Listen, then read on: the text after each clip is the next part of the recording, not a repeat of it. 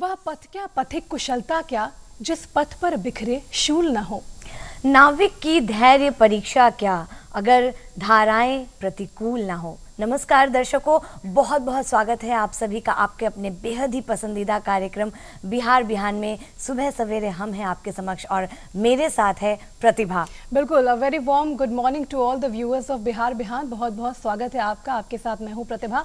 और जैसा कि पूजा हमने कार्यक्रम की शुरुआत की है, इतनी रोमांचक कर देने वाली ये जो पंक्तियां हैं, इन पंक्तियों का अगर मर्म हम समझने की कोशिश करें तो वाकई जीवन का जो गहरा अर्थ कहीं ना कहीं इनमें छुपा हुआ है कि अगर हम जीवन जीते हैं और उस जीवन में अगर उस लाइफ में हमें चैलेंजेस ना मिले, अगर हमें ऐसी कुछ मुश्किलात ना मिले, तो वो जीवन कुछ यादगार नहीं रहता और उस जीवन को जीने में मजा भी नहीं आता। मजा तो तब आता है जब आपके जो कदम हैं वो आपकी राहों की तरफ, आपकी मंजिल की तरफ आगे बढ़ रहे हों और आपको रास्ते में मुश्किलों का सामना करना पड़े, चैलेंजेस का सामना करना पड़े और आप दोगुने उत्साह से, दोगुने जोश से उन मुश्किलात का सामना करें और उन पर विजय हासिल करें। तभी जाकर जीवन जीने का असली मजा है। क्यों? क्या बात है प्रतिभा, इतनी जब हौसला अफजाई भरे शब्द हमारे कानों में पड़ते हैं ना दर्शकों, तब हमारा जो हिम्मत है वो दो गुना हो जाता है। और जैसा कि प्रतिभा ने कहा, हमारी जो ताकत है ना वो भी बेहद बढ़ जाती है। और इसीलिए दर्शकों, हम हर रोज आपके लिए बिहार बिहान कार्यक्रम की जो शुरुआत करते हैं वो करते हैं एक सुविचार से। अच्छे विचार हमारे जीवन में बहुत महत्व रखते हैं, क्योंकि जब अच्छे विचार होते हैं तब हम पूरे दिन होते हैं पॉजिटिव और सकारात्मक। तो चलिए और वक्त ना गवाते हुए दिखाती हूँ कि सबसे पहला सेगमेंट आज का विचार में क्या कुछ है आपके लिए।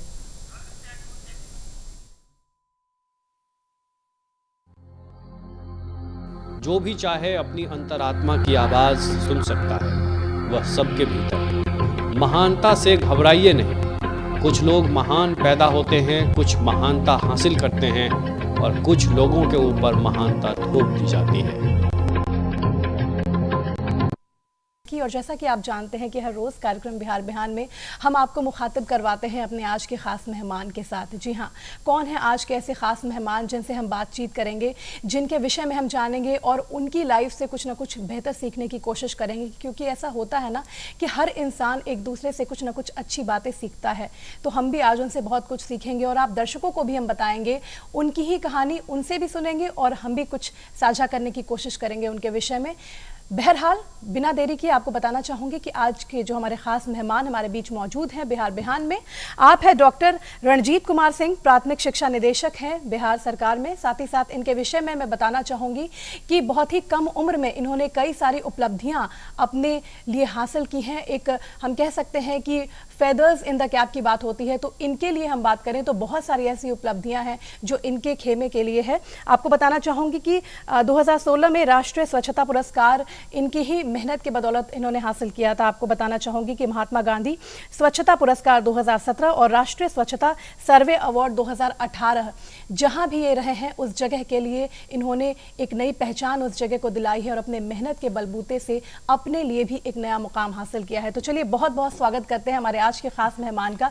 रणजीत जी, आपका बहुत बहुत स्वागत है हमारे कार्यक्रम बिहार बिहान में। Thank you so much. बहुत बहुत स्वागत, अभिनंदन सर। और इसी के साथ साथ दर्शकों, एक बेहद ज़रूरी बात आपको ये भी बता दूं कि आप एक IAS हैं, इसी के साथ साथ एक लेखक हैं, बहुत सारी पुस्तकें भी इन्होंने लिखी। इसी के साथ एक और बेहतरीन बात यह है कि इनकी स्पोर्ट्स में बड़ी दिलचस्पी रहती है और भी कई सारी चीज़ें हैं। Limca book of world record में भी इन्होंने अपना नाम दर्ज कराया है।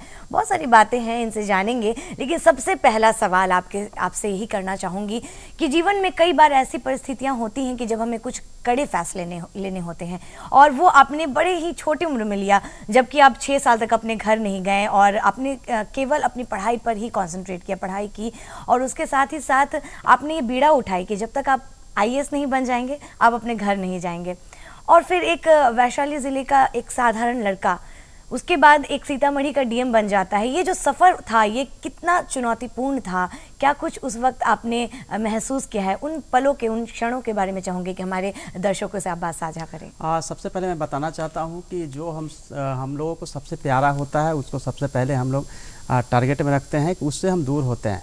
जैसे घर सब लोगों को होम सिकनेस होता है, घर जाना, मम्मी पापा से मिलना, गांव वाले से मिलना बहुत महत्वपूर्ण होता है। तो मैंने सबसे पहले उसी को रखा कि जब तक मैं आईएएस नहीं बनूंगा, मैं घर नहीं जाऊंगा। तो कहीं ना कहीं मुझे एक मोटिवेशन मिलता रहा है कि यह चीज़ें मुझे तब प्राप्त होगी जब मैं आईएएस बन जाऊंगा। तो मैंने वो, चूँकि पटना और हाजीपुर की डिस्टेंस बहुत कम है, मेरे घर से पटना के डिस्टेंस जो है 30 किलोमीटर्स है, फिर भी मैंने 6 साल तक मैंने यहाँ आने के बाद से मैंने ट्राई किया था कि मैं जब तक आईएएस नहीं बनूंगा नहीं जाऊंगा। और लंबे समय के बाद मैं जब गांव गया तो निश्चित रूप से चूंकि मैं बड़ा हो चुका था, लोगों के लिए भी थोड़ा कौतूहल था कि मैं कितना बड़ा हो गया हूं। बड़ा मतलब एज वाइज भी मैं बड़ा हो चुका था, तो लोग मिलना भी चाह रहे थे। और मैं रात के वक्त पहुंचा था घर पर, तो उस समय ही 4-5 गांव से लोग, लगभग हज़ारों की संख्या में लोग आए थे मिलने के लिए।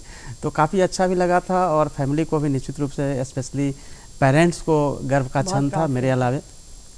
जहाँ तक मेरी ये प्रिपरेशन का सवाल है, पटना यूनिवर्सिटी से मैंने ग्रेजुएशन किया था और पीजी कर रहा था, तभी मेरा सिलेक्शन हो गया था। और उसके बाद मैं गुजरात कैडर में गया, जैसा कि आप बता रही थी प्रतिभा, कि मैंने वहाँ से कई अवार्ड्स लिए। गुजरात का पहला ODF डिस्ट्रिक्ट नर्मदा को मैंने किया। उसके बाद मैं फिर बिहार आया। बिहार के बाद मेरी posting as a DM Sitamarhi हुई। वहाँ भी पहला डिस्ट्रिक्ट सीतामढ़ी को मैंने ODF किया और कई अवार्ड्स और कई रिकॉर्ड्स वहाँ पे बने। बट इतना ज़रूर है कि यह जो है एक जर्नी है, जो जर्नी में हम यह ट्राई ज़रूर करते हैं कि जहाँ भी रहें हम अच्छा करें, क्योंकि यह ज़रूरी नहीं है कि कहाँ है, यह ज़रूरी नहीं है, आप जहाँ हैं वहाँ क्या कर रहे हैं, यह महत्वपूर्ण होता है।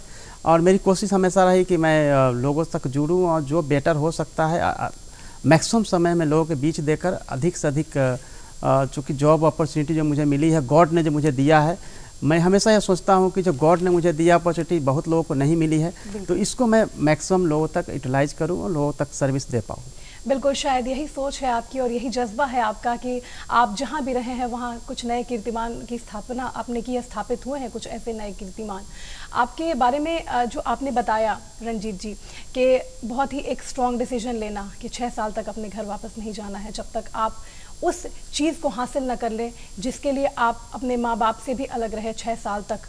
ये बहुत बड़ा समय होता है जब इतना स्ट्रॉन्ग डिसीजन, शायद कोई भी आम इंसान ऐसा डिसीजन ले, बीच में ही शायद उसकी जो इच्छा है वो डगमगा जाए, उसका मन डगमगा जाए कि शायद चल के हमें अपने माँ बाप से मिल लेना है। लेकिन वो आप थे जिन्होंने इस बात को अपने जहन में बिठाए रखा कि नहीं, जब तक मैं अपने जो मकाम है उसको हासिल नहीं कर लूँगा तब तक मैं वहाँ नहीं जाऊँगा।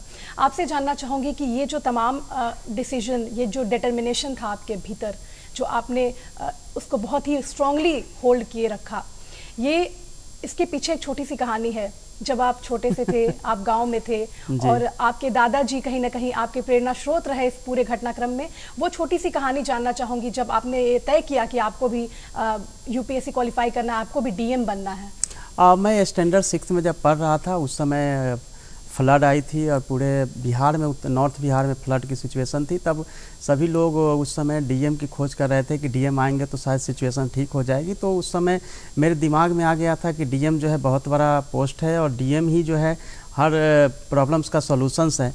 तो उस समय दादाजी ने हमें कहा था कि अगर जॉब करनी है तो DM की करो, बाकी कोई जॉब जो है जॉब नहीं है। लेकिन मैं उनके विचार में कह रहा हूँ, बाकी हर लोगों का अपना जॉब है और सभी लोग मिलकर काम करते हैं, बट दादाजी का विचार था। बट ये मेरे लिए बहुत, चूँकि मैं IAS बना तब तक मेरे दादाजी मुझे छोड़ चुके थे, तो इस दुनिया में नहीं रहे। थोड़ा मेरे लिए थोड़ा शॉकिंग था, बट मैं IAS बना और कहीं ना कहीं दादाजी हैं, वो जानते हैं कि वो चाहते थे कि उनका पोता कुछ करे तो IAS बने, तो IAS में बना। बिल्कुल, और IAS आप बने, लेकिन उसके लिए मुझे ऐसा लगता है कि आपने अपने हेल्थ पर भी बहुत ज़्यादा ध्यान दिया होगा ज़रूर। और इनसे बहुत सारी बातें हम कर रहे हैं दर्शकों, लेकिन इसी संदर्भ में अब उनसे जो अगला सवाल है ये बेहद ज़रूरी है उन लोगों के लिए भी जो कहीं ना कहीं पढ़ाई में शायद एक एवरेज स्टूडेंट है या फिर अपने जीवन में कभी ना कभी फेलियर का भी सामना किया है। सर, कहते हैं कि पढ़ाई में हमेशा अच्छा रहना चाहिए, हमेशा टॉप करना चाहिए। हालांकि आपके बारे में अगर कहूँ तो आप हमेशा टॉपर ही रहे हैं, लेकिन कई ऐसे स्टूडेंट होते हैं, कई ऐसे एस्पिरेंट्स हैं जो कि UPSC क्रैक करना चाहते हैं या BPSC क्रैक करना चाहते हैं, मगर कहीं ना कहीं पढ़ाई में वो एक एवरेज स्टूडेंट हैं या फिर कई बार फेलियर का भी सामना करना पड़ा है उनको। एक कहावत है, failure is the key to success. तो आपसे ही जानना चाहूँगी कि इस कहावत में कितनी सच्चाई होती है, उन छात्रों के लिए क्या कुछ कहेंगे? सबसे पहले तो यह समझना ज़रूरी है कि कोई भी छात्र जो है वो एवरेज या फेलियर नहीं होता है, क्योंकि जब जागो तभी सवेरा। जिस दिन से कैंडिडेट्स या स्टूडेंट या मान लेते हैं कि मुझे अब प्रिपरेशन करनी है और खूब अच्छे से प्रिपरेशन करनी है, उस दिन से वो बेटर होते चला जाता है। क्योंकि टॉपर जो होता है हमेशा 1 होता है, बट सीटें इतनी ज़्यादा होती है कि एवरेज भी स्टूडेंट होते हैं उनकी भी सिलेक्शन होती है। और कई बार देखा गया है कि वो एकेडमिक उनका जो है बहुत अच्छा नहीं रहा, फिर भी वो IAS बने हैं, यह मान के चलना चाहिए। तो सेकेंड थिंग जो फेल्योर की बात कर रही हैं मैं, तो उसमें क्या होता है कि जितनी बार आप फेल्योर होते उतने आपको एक्सपीरियंस होते जाता है कि आप किस कारण से हुए, तो उसको हम पिन पॉइंट करते हैं, देन फिर उसके हिसाब से अपनी कमजोरी जितनी वीकनेस है उसको रिमूव करके फिर हम आगे बढ़ते हैं और फिर सक्सेस होते हैं। लेकिन मैं जितने भी हमें अभी देख रहे हैं और सुन रहे हैं सभी को मैं कहूँगा, छात्र छात्राओं को, कि आप कभी यह मत समझिए कि आप एवरेज हैं या फिर आप टॉपर हैं, क्योंकि आप जब कॉम्पिटिटिव एग्जाम्स की तैयारी कर रहे होते हैं तब वो सब चीज़ें जो है पीछे हो जाती है। आपकी तैयारी जहाँ से और खूब कड़ी मेहनत करते हैं तो एवरीथिंग इज पॉसिबल, कुछ भी आप हासिल कर सकते हैं। और आप ये बात को मानिए, क्योंकि पीछे जो आपने अचीव किया है वो तो पीछे की बात है, जिस दिन आप ठान लेते हैं उस दिन से आप आधी दूरी जो है तय कर लेते हैं और आपका सक्सेस होता है। क्योंकि बहुत सारे हमारे फ्रेंड्स हैं जो कि हमारे साथ कॉलेज में भी थे, एवरेज भी थे, फिर भी वो सक्सेस हुए बिल्कुल और अच्छे मुकाम पे वो गए हैं। इसीलिए सभी हर इंसान जब पैदा होता है तो पूरा कोरा दिमाग होता है, लेकिन अपने माइंड का जितना ज़्यादा हम यूटिलाइज करेंगे, जितनी एक्सरसाइज करेंगे, उतना हम बेटर होते चले जाते हैं। क्योंकि एक IAS बनने के लिए 2 से 3% अपने ब्रेन का यूज करना ही काफ़ी होता है। आप जानते हैं कि आइंस्टाइन ने 17% यूज करके सापेक्षता का सिद्धांत दिया था, तो IAS बनने के लिए मैक्सिमम 3% अपने ब्रेन का यूज करेंगे, जबकि 100% में 3%, तो IAS आप बन सकते हैं। इसलिए यह नहीं कह सकते हैं कि कोई एवरेज और ये टॉपर की स्टूडेंट की बात हो सकती है। तो सभी छात्रों को प्रिपरेशन करनी चाहिए। एंड आप हमेशा जब टॉप की तैयारी करते हैं तो एवरेज तो आपको मिलना है। कहते हैं ना कि तार पर से गिरते हैं खजूर पर जरूर अटकते हैं, तो तैयारी हमेशा आप टॉप रखनी चाहिए। बिल्कुल, और बहुत सही बात कही आपने, क्योंकि ईश्वर ने सबको एक समान बनाया है। और बुद्धि की बात हम करें तो बुद्धि और दिमाग की बात है, सबके पास इक्वली है, बस ये डिपेंड करता है कि हम उसको कितना ज़्यादा यूटिलाइज कर पाते हैं, ये अहम बात है। रंजीत जी, आपसे जानना चाहूँगी, क्योंकि आप बिहार सरकार में बतौर प्राथमिक शिक्षा निदेशक के तौर पर पदस्थापित हैं। प्राथमिक शिक्षा की बात होती है, प्राथमिक शिक्षा ऐसी प्राइमरी एजुकेशन जिसे हम कहते हैं, एक छात्र के जीवन में तमाम सीढ़ियाँ आती हैं। जब वो प्राथमिक शिक्षा लेता है, उसके बाद फिर वो मिडिल स्कूल में जाता है, फिर हाई स्कूल में जाता है, फिर हायर स्टडीज़ के लिए जाता है। तो प्राथमिक शिक्षा कहीं ना कहीं से बहुत ज़्यादा मायने रखती है किसी भी छात्र जीवन में, क्योंकि वही उसके आगे की जो मंजिल है वो तय करती है कि आगे किस तरीके से उसका बेस कितना ज़्यादा मजबूत है। क्या कहना चाहेंगे इससे लेकर? निश्चित रूप से जो प्राइमरी एजुकेशन है वो फाउंडेशन है हर स्टूडेंट के लिए, और हर इंसान के लाइफ का सबसे इम्पोर्टेंट समय होता है। जितना हम उस समय, अब चूँकि हमारा ब्रेन उस समय डेवलप होते रहता है, उस समय जितना ज़्यादा स्टूडेंट अपने ब्रेन का यूज करते हैं उतना ज़्यादा उनका ब्रेन जो है डेवलप होता है, और उसी का रिजल्ट जो है आने वाले समय में जब वो हायर एजुकेशन में जाते हैं तो उसका मिलता है। इसीलिए प्राइमरी एजुकेशन बिहार में है और मैं उसका डायरेक्टर हूँ, तो हमारी रिस्पॉन्सिबिलिटी बहुत ज़्यादा है। लगभग 2.25 करोड़ बच्चे हमारे यहाँ इनरोल हैं। उनके लिए हम लोग हमेशा ये कोशिश करते हैं कि उनको बेहतर शिक्षा दे, और बेहतर शिक्षा के लिए हमेशा राज्य सरकार प्रयास कर रही है। और मैं ऐसा मानता हूँ कि चूँकि फाउंडेशनल लेवल है, जैसा जड़ होगा उतना ही बड़ा पेड़ हो सकता है। इसलिए हम लोग प्राइमरी एजुकेशन पे खास फोकस करते हैं, और प्राइमरी एजुकेशन हर स्टूडेंट के जीवन के लिए ज़रूरी है। पेरेंट्स को भी मैं बताना चाहूँगा कि वो प्राइमरी एजुकेशन पे खास तौर से फोकस करें। बच्चे अपने आप ही जो आने वाले समय में बेटर करेंगे। क्या बात है रंजीत जी, बहुत सारी ऐसी प्लानिंग्स चल रही होंगी अभी कि किस तरीके से स्कूल को और बेहतर करें। मॉडल स्कूल्स की भी आपने बात की कि वो क्या कुछ है, और किस तरीके से जो गरीब तबके के लोग हैं वो अपने बच्चों को आखिर क्यों भेजें स्कूल में, कितना ज़्यादा ज़रूरी है उनके लिए प्राइमरी एजुकेशन, ये सारी बातें साझा करें। प्राइमरी एजुकेशन 1 से 8 जो है बिहार में संभावना यह है कि फरवरी फर्स्ट वीक से हम लोग ओपन कर पाएंगे, लेकिन इसकी समीक्षा जो है 18 जनवरी के बाद की जाएगी, उस पर डिपेंड करता है।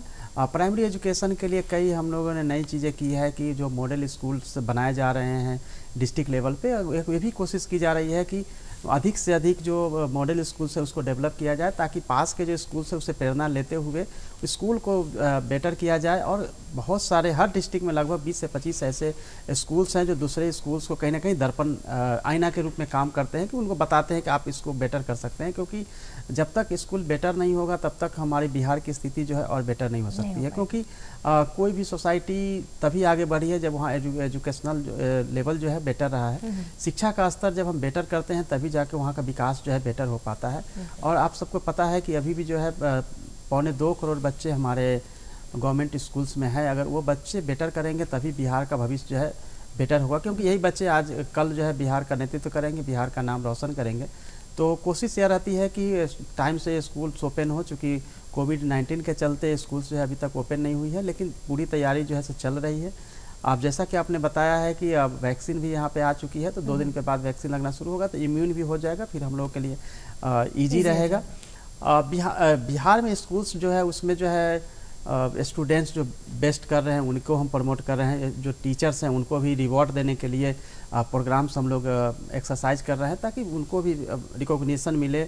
आपको पता है कि राष्ट्रपति अवार्ड स्टेट लेवल पे भी जो है बिहार सरकार द्वारा शिक्षा दिवस के अवसर पे भी उनको अवार्ड दिया जाता है। तो शिक्षकों को हम लोग कोशिश यह कर रहे हैं कि उनको भी सम्मानित किया जाए और छात्रों को भी प्रेरित किया जाए, और साथ में जो डिबेट है, क्विज प्रोग्राम है, उसको भी प्रमोट करें, कल्चरल प्रोग्राम्स जो है उसको करें, स्पोर्ट्स को ज़्यादा से ज़्यादा बढ़ावा दे, उसकी दिशा में हम लोग प्रयास कर रहे हैं। और आपको पता होना चाहिए कि 3 यहाँ पे स्पेशल जो गेम्स है, बास्केटबॉल, बिहार बास्केटबॉल एसोसिएशन का मैं अध्यक्ष हूँ, पेंचक सिलाट का भी मैं अध्यक्ष हूँ, और कुंफू का भी अध्यक्ष हूँ। तो 3 स्पोर्ट्स हमारे पास स्पेशली है, तो उसके लिए भी हम कोशिश करेंगे कि स्पोर्ट्स को ज़्यादा से ज़्यादा बढ़ावा दें। कोविड-19 से हम लोग लगभग उबर रहे हैं, और वैक्सीनेशन के बाद हम लोग इसके लिए भी आगे ट्राई करेंगे, और डिस्ट्रिक्ट लेवल पे, स्टेट लेवल पे भी स्पोर्ट्स को भी बढ़ावा देने के लिए हम लोग कोशिश कर रहे हैं। बिल्कुल, इन तमाम एक्टिविटीज़ को आप ज़्यादा से ज़्यादा बढ़ावा देने की कोशिश करेंगे, क्योंकि कहीं ना कहीं एक मोटिवेशन जो है वो बरकरार रहना चाहिए। और कहीं ना कहीं हम देखें तो जो बीता 1 साल गुजरा है,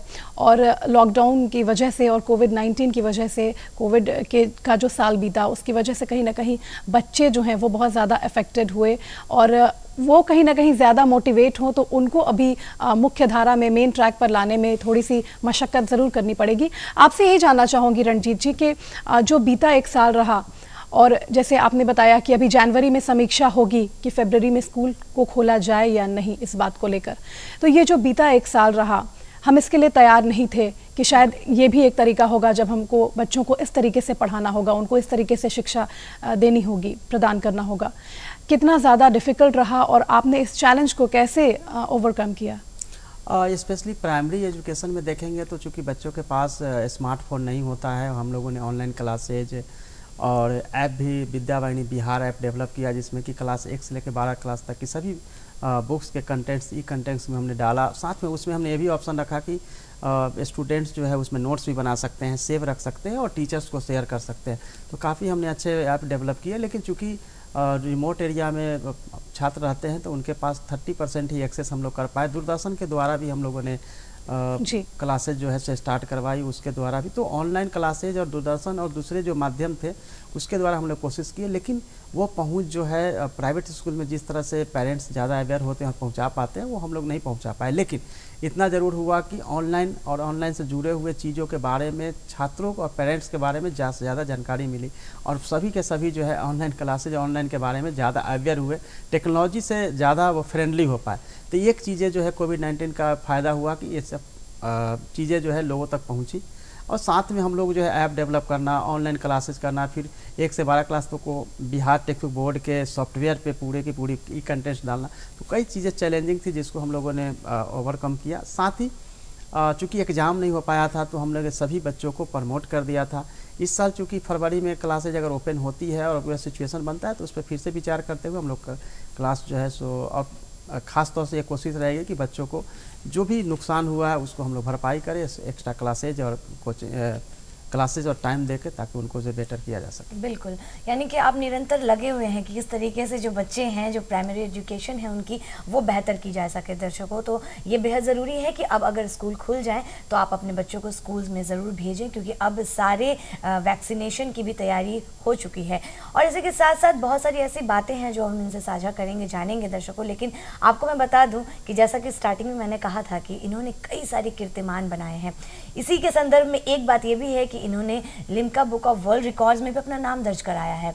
बहुत सारे ऐसे कार्य इन्होंने किए हैं, लेकिन ये जो कहानी है, किस तरीके से ये एक रिकॉर्ड आपने बना दिया, क्या कुछ ये प्लान था या फिर अचानक से हो गया सब कुछ, किस तरीके से हुआ, ये सारी बातें साझा करेंगे। एक्चुअली क्या है, कोई प्लान नहीं होती है। जब हम काम करते हैं तो रिकॉग्निशन मिलती है और हमें सब कुछ मिलता चला जाता है। जैसे अगर देखेंगे कि एक दिन में हमने शौचालय के लिए पेमेंट जो है 118 करोड़, बड़ा अमाउंट होता है, उसके लिए रिकॉर्ड बनना। उसके बाद हम लोगों ने लगभग जो है 1 लाख टॉयलेट के लिए जो पीट, जो गड्ढे की खुदाई जो करनी थी, वो हम लोगों ने रिकॉर्ड टाइम में किया था, वो भी लिम्का बुक ऑफ रिकॉर्ड, और गवर्नमेंट ऑफ इंडिया में ने रिकॉग्निशन किया था।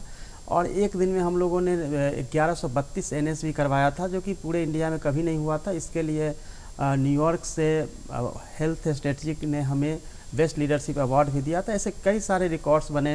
एक घंटे में हम लोगों ने 1800 बच्चों का, जो कि स्कूल से लेफ्ट आउट थे, उनका हमने इनरोलमेंट कराया, नामांकन कराया। उसके लिए भी जो है इंडिया बुक ऑफ रिकॉर्ड से हमें रिकॉग्निशन, ऐसे बहुत सारे रिकॉर्ड्स अपने आप बनते चले गए। और सामने से हमें ऑफ़र किया गया कि आपने यह किया है, और फिर न्यूज़पेपर कटिंग करके भेजा हमने। और लिम्का बुक वर्ल्ड रिकॉर्ड जो है हमें कई सारे मिले हैं उसमें। बिल्कुल, कई सारे अवार्ड्स मिले हैं, और अवार्ड से ज़्यादा आपकी उपलब्धियां हैं, जो लोगों के बीच आपने काम किया है, वो कहीं ना कहीं ज़्यादा लोग आपके, मतलब आपकी जो फ़ैन फॉलोइंग है, इस वजह से कहीं ना कहीं लोग आपको बहुत ज़्यादा पसंद करते हैं कि आपने धरातल पर जो काम होता है करना, वो आपने किया है वाकई सही मायने में। अच्छा रंजीत जी, आपसे जानना चाहूँगी, लॉकडाउन के फेज़ में आपने बताया कि किस तरीके से ऑनलाइन क्लासेस से बच्चे अनभिज्ञ थे, वो अनजान थे कि किस तरीके से उनको ऑनलाइन क्लासेस करनी है, या एक डिस्टेंस वाली पढ़ाई जो होती है वो कैसे करनी है।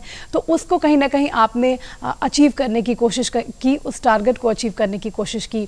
लेकिन आपके अपने क्षेत्र की बात करती हूँ, जहाँ से आप आते हैं, UPSC यानी कि यूनियन पब्लिक सर्विस कमीशन।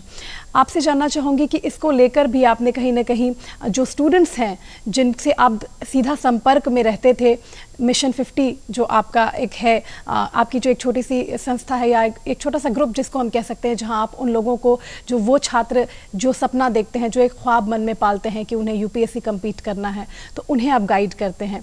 लेकिन ये जो कोरोना काल रहा, इसमें कहीं ना कहीं एक गैपिंग हो गई, एक डिस्टेंस हो गया, लेकिन इसके बावजूद आपने हार नहीं मानी और एक संचार माध्यम का उपयोग करते हुए आप उनसे लगातार जुड़े रहे। इसके विषय में जानना चाहेंगे। निश्चित रूप से कोविड-19 के चलते ही मैंने YouTube अपना चैनल बनाया, और मई महीने में मैंने स्टार्ट किया था। और उसके बाद मैंने कंटिन्यू UPSC BPSC की प्रिपरेशन को लेकर, सब्जेक्ट को लेकर, कैसे याद करें, बहुत सारे मैजिक टिप्स जो हमें हो सकता था, मैंने रिकॉर्ड करके या लाइव आकर मैंने छात्रों को गाइड करना शुरू किया। मुझे याद है कि मैंने मई 11 को फेसबुक पेज बनाया, लगभग 1 लाख उसमें फॉलोवर हैं। मैक्सिमम जो है सब UPSC BPSC की प्रिपरेशन करते हैं। तो मैं फेसबुक लाइव आकर भी उनको गाइड करना शुरू किया। तो चूँकि मैं पहले क्लासेस लेता था, ऑफलाइन मोड में उन्हें पढ़ाना था, तो ऑनलाइन के लिए मैंने कोशिश किया, और इसका फ़ायदा यह हुआ कि ज़्यादा से ज़्यादा छात्रों तक हमारी पहुँच जो हो पाई। और चूँकि गाइड करने के लिए मैंने यह कोशिश ज़रूर रखा कि जितनी भी टेक्नोलॉजी का यूज हो सकता है मैं करूँ। वेबसाइट मैंने बनाया, वेबसाइट को मैंने अपलोड किया, जितने मटेरियल्स हो सकते हैं। तो मेरी कोशिश हमेशा रही कि मैं छात्रों तक जुड़ूँ। और मिशन 50 एक संस्था है पटना में, जो निःशुल्क सिविल सर्विसेज की प्रिपरेशन कराती है, और लगभग ये 8 साल से काम कर रही है। और 1600 से 1700 यहाँ से BPSC स्पेशली जो है सिविल सर्विसेज से सक्सेस हुए हैं। तो बहुत बड़ा अचीवमेंट है मिशन 50 का। क्या बात है, कठिनाइयों को आपने अवसर में अवतरित कर दिया है, बदल दिया है। ये एक बहुत बड़ा उदाहरण रहा है दर्शकों। YouTube चैनल इन्होंने बनाया, उसके ज़रिए भी बच्चों को पढ़ाया, क्योंकि पढ़ाने की और अपने ज्ञान को जो है ना बांटने की वो लालसा इनके भीतर शुरू से रही है। और तभी ये अपना जो ज्ञान है UPSC को लेकर के हो, इंटरव्यूज़ को लेकर के हो, सभी के साथ साझा करते हैं। तो आपसे ही जानते हैं रंजीत जी की किस तरीके से UPSC हो या किसी भी कंपटीशन की जब हम तैयारी करते हैं, तो एक फ्रेम बनाना होता है पूरे दिन का, किस तरीके से पढ़ाई करें, कितने घंटे पढ़ाई करें, जब पढ़ें तो किस तरीके से पढ़ाई करें। तो ये सारी मैं चाहूँगी कि जो छोटी छोटी इंपॉर्टेंट टिप्स है आप हमारे दर्शकों को ज़रूर दें। निश्चित रूप से यह बहुत इम्पोर्टेंट है कि आप जब पढ़ाई करते हैं तो किस तरह से पढ़ाई होनी चाहिए, क्योंकि पढ़ते तो सभी है लेकिन सक्सेस कुछ ही लोग करते हैं। तो सबसे पहले ज़रूरी होता है कि जो भी आप पढ़ें वो बिल्कुल कंसंट्रेट होकर पढ़ें।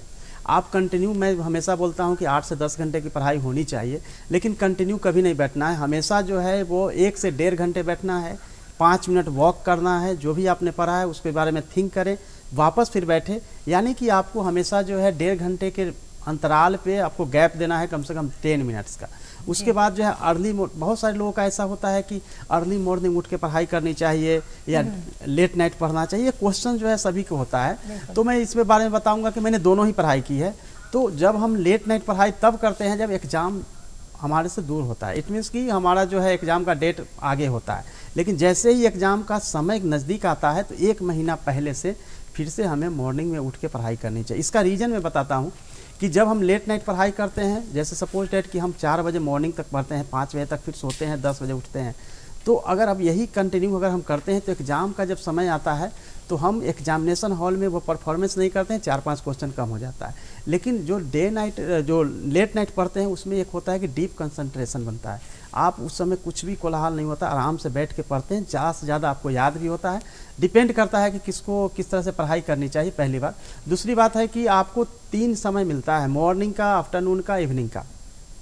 तीनों समय को अलग अलग डिवाइड करना चाहिए। जैसे मॉर्निंग टाइम में आप जो भी डिफ़िकल्ट आपके सब्जेक्ट है, डिफ़िकल्ट चैप्टर है, उसको करना चाहिए, क्योंकि फ्रेश माइंड से आप ज़्यादा से ज़्यादा पढ़ सकते हैं। दोपहर का सब समय होता है, जैसे अगर सपोज डेट कि अगर गर्मी का मौसम चलता है तो सोने की इच्छा होती है, तो उसको भी अगर बीट करना चाहते हैं तो लिखना शुरू करते हैं, नींद नहीं आती है तो लिखना शुरू करें। दोपहर का टाइम जो है जिसमें 2 से 3 घंटे कम से कम राइटिंग प्रैक्टिस करनी होगी, क्योंकि सिविल सर्विसेज का मेंस जो होता है मुख्य परीक्षा, उसमें बिल्कुल आपके हैंड में होता है कि आप जितनी अच्छी राइटिंग स्किल रखेंगे उतना ज़्यादा आपको मार्क्स मिलेंगे। सो दोपहर का समय जो है बिल्कुल और आपको राइटिंग में रखना चाहिए। इवनिंग का टाइम जो है 1 घंटा का समय आप बुक स्टॉल पे जाइए या फ्रेंड्स के साथ बैठ के डिस्कशन करिए। देन फिर जो दिन भर आपने पढ़ाई की है आफ्टरनून में या मॉर्निंग में, उसका रिवीजन जो है इवनिंग में करना चाहिए। और निश्चित रूप से अगर आप मॉर्निंग उठते हैं तो 11 बजे सोना चाहिए, और लेट नाइट अगर आप पढ़ना चाहते हैं तो 4 बजे तक पढ़ के फिर आप सो सकते हैं और उसके बाद फिर उठ सकते हैं। बट ये डिपेंड करता है कि आपका हेल्थ कितना अच्छा है, क्योंकि कंटिन्यू मैं यह नहीं कहूँगा कि आप लेट नाइट पढ़ें, क्योंकि इसके जो है साइड इफ़ेक्ट भी है, बाल कम हो सकते हैं और तबीयत जो है थोड़ी बहुत अच्छी नहीं हो सकती है। बट यह ज़रूर है कि अगर आप 10 बजे सो रहे हैं और मॉर्निंग में 4 बजे 5 बजे उठते हैं तो बेटर हो सकता है। 5-6 बजे भी उठ के पढ़ाई करनी चाहिए, और एक टाइम फ्रेम ज़रूर बनाना चाहिए कि हमको किस समय क्या क्या पढ़ना है। एक बात मैं और कहता हूँ कि आप जो भी रूटीन बनाते हैं वो 100% फॉलो नहीं हो सकता है। इसके लिए आपको बिल्कुल परेशान होने की ज़रूरत नहीं है। मैंने भी बहुत रूटीन बनाए, लेकिन यह ज़रूर होता है कि 80 से 90% अगर हम फॉलो कर लेते हैं तो ये हमारे लिए अचीवमेंट है। कभी भी ये नहीं सोचना चाहिए कि हमको 100% नहीं हुआ, उस बात को दुखी होने की ज़रूरत नहीं है। और सेकेंड थिंग, जो समय गुजर गया है उसके बारे में कभी दुखी होने चाहिए, क्योंकि हम हमेशा सोचते हैं शाम में क्या रहे, दिन भर हमने कोई पढ़ाई नहीं की, वो नहीं सोचना चाहिए। वो समय आपके लाइफ से निकल चुका है, अब अभी से हम क्या पढ़ेंगे वो ध्यान रखना चाहिए। सेकेंड थिंग, बहुत सारे स्टूडेंट होते हैं जो कि वो सोचते हैं कि मंडे से पढ़ाई करते हैं, 1 तारीख से पढ़ाई करते हैं, और वो सालों गुजर जाता है उनके टाइम बनाने में, क्योंकि हर समय जो है वो शुभ मुहूर्त होता है। पढ़ाई अगर आपने अभी से सोचा है तो अभी से पढ़ना शुरू करिए, और हमेशा जो है अपने लाइफ में जो आपके लिए हॉबी जो है, स्पोर्ट्स में है तो 1 घंटा समय दीजिए, म्यूजिक सुनते हैं तो समय दीजिए, लेकिन हमेशा जो है दिन का 1 घंटा एंटरटेनमेंट में ज़रूर देना चाहिए, क्योंकि जिस तरह से शरीर के लिए न्यूट्रिशन ज़रूरी है, उसी तरह से अपने ब्रेन को रिफ्रेशमेंट एंड न्यूट्रिशंस के लिए आपको संगीत सुनना जरूरी होता है, तभी आपका माइंड जो है फ्रेश होता है, तभी पढ़ाई कर सकते हैं। दिमाग का खुराक जो है संगीत है, या फिर आपके जो हॉबी है, स्पोर्ट्स, कुछ भी हो सकता है, पसंदीदा है। हाँ, पसंदीदा है। जैसे हो सकता है कि आपको बहुत अभी क्रिकेट चल रही है और आपको लगता है क्रिकेट देखना जरूरी है, इधर पढ़े कि इधर क्रिकेट देखें, तो आप हमेशा ये ध्यान रखें कि पढ़ाई पूरी कर लेते हैं फिर क्रिकेट देखते हैं। जैसे मैं अगर खाने के साथ भी कंप्रोमाइज़ करता था, आज खीर बना है, पहले इस चैप्टर को पूरा करूंगा फिर मैं खीर खाऊंगा। तो ये सब छोटी छोटी चीज़ें जो है हमेशा लाइफ में जोड़ना चाहिए, कि मैं पहले पढ़ाई को हमेशा, जो आपकी अच्छी चीज़ें हैं उसको पहले लाना चाहिए। जैसे मान लेता है मुझे मूवी बहुत पसंद है, मूवी देखने जाना है, तो मैं हमेशा टारगेट रखता था ये बुक को खत्म करने के बाद ही मैं मूवी देखने जाता। इसके चलते क्या होता था कि मूवी मेरे लिए बहुत इंपॉर्टेंट है, तो किताबें मैं खत्म करके फिर मैं मूवी देखने जाता था। ये चीजें जो है यानी कि सोच कहीं ना कहीं अपने आप में जो है उसे एकदम सोच का पक्का, जिसको मन का पक्का होना कहते हैं, वो होना बहुत ज्यादा जरूरी है। क्या कुछ अब जानना चाहोगे तुम रंजीत जी से? बिल्कुल पूजा, मैं ये जानना चाहती हूँ, क्योंकि इतनी अच्छी बातचीत रही है हमारी अब तक की, और जो भी ट्रिक्स, जो भी एक प्लानिंग होती है, किस तरीके से हम एक प्लान, एक चार्ट बना सकते हैं ताकि हमारी जो भी हमारा लक्ष्य है, नॉट ओनली यूपीएससी, जो भी हम अचीव करना चाहते हैं अपने लाइफ में, जो भी गोल्स हमारे सेट हैं, तो उस गोल तक पहुंचने का जो हमारा रास्ता है वो ज़्यादा सुगम हो जाए, ज़्यादा आसान हो जाए, तो क्या कुछ हमें उसके लिए प्री प्लानिंग करनी पड़ती है? वो तमाम बातें आपने साझा की। इसके अलावा आप गाइड भी करते हैं, जैसा कि आपने बताया, स्टूडेंट्स को सोशल मीडिया के माध्यम से या जो भी माध्यम होते हैं उसके माध्यम से आप उनके डाउट्स को क्लियर करने की कोशिश करते हैं। रंजीत जी, आपसे जानना चाहूँगी, ये जो एक जिम्मेदारी होती है, ये जो एक सेंस ऑफ रिस्पॉन्सिबिलिटी जिसका दर्जा हम देते हैं, कहीं ना कहीं आप में ये सेंस ऑफ रिस्पॉन्सिबिलिटी है कि आपने जितना कुछ जो ज्ञान का एक भंडार आपके भीतर है वो आप साझा करते हैं दूसरों के साथ भी, स्टूडेंट्स के साथ उनकी मंजिलें, उनका जो रास्ता है वो आसान करने की कोशिश करते हैं। आपसे जानना चाहूँगी ये कितना ज़्यादा मायने रखता है ये सेंस ऑफ रिस्पॉन्सिबिलिटी अपने अंदर होना? क्या ये और लोगों को भी ये चीज़ें अपने अंदर रखनी चाहिए कि आप अगर एक मुकाम तक हैं तो दूसरों के लिए आप कैसे एक उदाहरण बन सकते हैं? इसके बारे में आप क्या कहना चाहेंगे? जितने भी जो भी पर्सन्स हैं, जो भी सोसाइटी में हैं या फिर कंट्री में हैं, उन सबको अपना अपना कंट्रीब्यूशन देना चाहिए, क्योंकि जो भी आपको अपॉर्चुनिटी गॉड ने दिया है, कम से कम यह कोशिश ज़रूर होनी चाहिए कि हम जो हमारे पास है उनको हम शेयर करें, क्योंकि जितनी भी चीज़ें हमारे पास होती है, जितना हम शेयर करते हैं उतना हमारा जो हमारे अंदर जो होता है वो समृद्ध होता जाता है, रीच होते जाता है। वो कोशिश हमारा भी होनी चाहिए और हमारी कोशिश हमेशा ये रहती है कि चूँकि गॉड ने इतनी बड़ी अपॉर्चुनिटी दी है तो हम सभी को कम से कम मोटिवेट कर सके, क्योंकि अगर हम मोटिवेट करें तो बहुत कुछ हम हासिल कर सकते हैं। और आप सबको पता है कि जैसे श्रीलंका में अगर जाना था हनुमान जी को तो उड़ने के लिए जामवंत ने बताया था कि आप उड़ने की शक्ति है। तो मैं युवाओं को खास तौर से मोटिवेट करना चाहता हूं, क्योंकि युवा हमारे जो है वो देश के भविष्य है और यूथ को हमेशा मैं सही डायरेक्शन में लेने के लिए कोशिश करता हूं, सोशल मीडिया का सहारा लेता हूं और उनको बताता हूं, गाइड करता हूं, क्योंकि यह वो समय होता है जब युवाओं में फ्रस्ट्रेशन भी आती है अपने करियर को लेके, खास तौर से काफ़ी वो डिप्रेस हो जाते हैं कि हमें कैसे आगे बढ़ना है। तो मैं उन सबको यह बताता हूं कि आप लक्ष्य में, लाइफ में कुछ भी हासिल कर सकते हैं और कुछ भी गलत ना करें, क्योंकि एजुकेशन ही एकमात्र माध्यम है जिसके द्वारा आप लाइफ में सब कुछ हासिल कर सकते हैं। और जो गरीब लोग हैं मैं उनको भी यह बताता हूं कि अगर अपनी गरीबी दूर करनी है तो केवल पढ़ाई करिए और बच्चों को पढ़ाइए। अगर जो पेरेंट्स सोचते हैं कि हमको इस गरीबी के कुचक्र से बाहर निकलना है तो पढ़ाई करेंगे, बच्चे को सेल्फ डिपेंडेंट हो जाएंगे, जॉब करे या फिर कोई भी बिजनेस करे तो ऑटोमेटिक आपकी लाइफ जो है वो चेंज होती है। तो सोसाइटी को अगर आप अपलिफ्ट करना है तो केवल एकमात्र माध्यम है एजुकेशन, और शिक्षा के द्वारा ही सब कुछ हासिल किया जा सकता है। और इसी दिशा में मैं प्रयास करता हूँ, बुक्स राइटिंग करता हूँ, गाइड करता हूँ। तो कोशिश ये मेरी रहती है कि यूथ को मैं अधिक से अधिक गाइड कर सकूं। बिल्कुल, और बहुत सारे मोटिवेशनल बातें भी आप करते हैं, यूथ के साथ साझा करते हैं दर्शकों। बहुत सारी अच्छी अच्छी बातें इन्होंने बताई कि किस तरीके से हमें पढ़ाई करनी चाहिए, किस तरीके से अपना रूटीन बनाना चाहिए, किस तरीके से प्राइमरी एजुकेशन जो है वो कितनी ज़्यादा ज़रूरी है, क्यों पेरेंट्स को अपने बच्चों को खास करके स्कूल भेजना ही चाहिए, क्योंकि जब नींव मजबूत होगा ना तभी जो मकान हम बनाएंगे, जीवन रूपी जो मकान उनका बनेगा वो बेहद मजबूत हो जाएगा। ये तो सारी बातें आपने बताई पढ़ाई लिखाई के बारे में, लेकिन पढ़ाई और जब एग्ज़ाम की बात करते हैं, कंपटीशन की बात करते हैं, तो रिटन एग्जाम आपने बताया किस तरीके से आप क्रैक करवा सकते हैं बच्चों को। लेकिन उसके बाद आता है इंटरव्यू। इंटरव्यू में भी कई बार ऐसा होता है कि छात्र बहुत अच्छे हैं पढ़ने में, नो डाउट, लेकिन इंटरव्यू में कहीं ना कहीं वो घबरा जाते हैं।